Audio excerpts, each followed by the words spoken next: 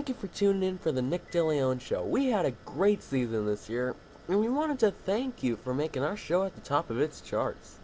So boom goes the dynamite, we got news for you. Stay tuned.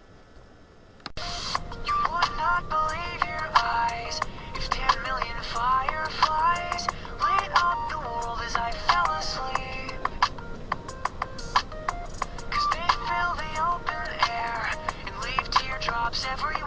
You'd think me rude, but I would just stand and stare. I'm going to make One person is found dead after a Jeep collided with a pickup truck in Winnebago County. Sheriff officials say it happened around 8:20 p.m. Saturday night on Highway 41. North of State Highway 26 in the township of Nakemi, the driver of the Jeep had 3 passengers inside, lost control in the northbound lane, and was swerved into the southbound lane, hitting a pickup truck. The pickup driver had only minor injuries, but everyone inside the Jeep was taken to the hospital. One of them was pronounced dead. Officials say the crash victims are from the Oshkosh area. The Winnebago Crash Investigation Team is investigating because of the crash. In other news is that police and firefighters responded to a bomb threat in Outagamie County Airport Sunday morning. Officials say the threat was overheard in an off-site restaurant and was called at around 8 o'clock a.m. Few details are being released, but officials tell us the airport returned to a business as usual by 9:30 a.m. We're sorry, but we may have used some of the same material from the past, but let's go to our commercial break. one time. Let me be myself so I can shine with my own light. Let me be myself. Please, one time. Let me be myself so I can shine with my own light. Let me be myself for a while. If you don't mind, let me be myself.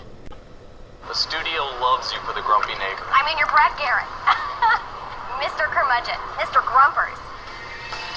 Who's skipping down the streets of the city, smiling at everybody he sees?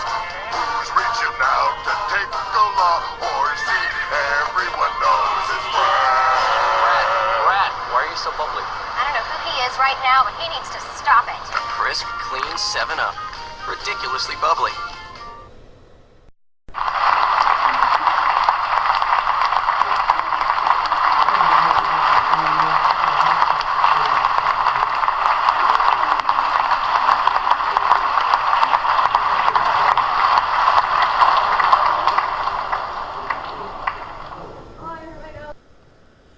It's hard to resist taking a puppy home from Puppy Prince Pet Store in Green Bay, but resisting is exactly what protesters outside of the store were asking people to do.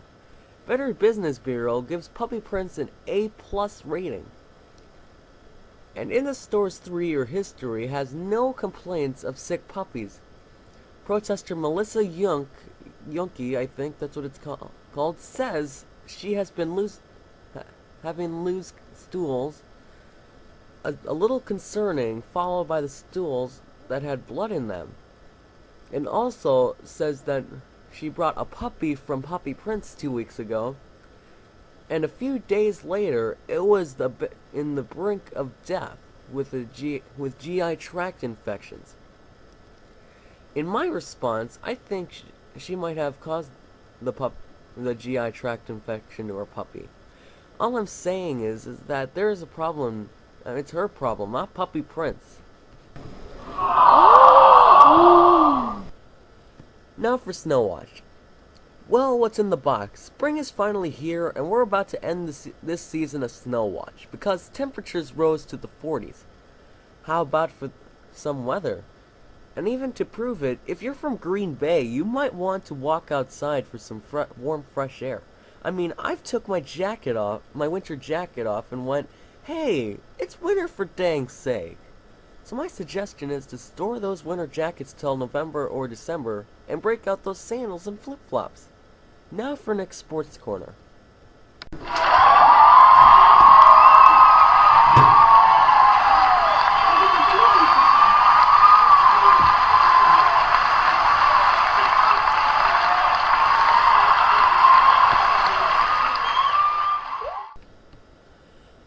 NFL season is over when the Indianapolis Colts got boat raced by the New Orleans Saints in Super Bowl 44.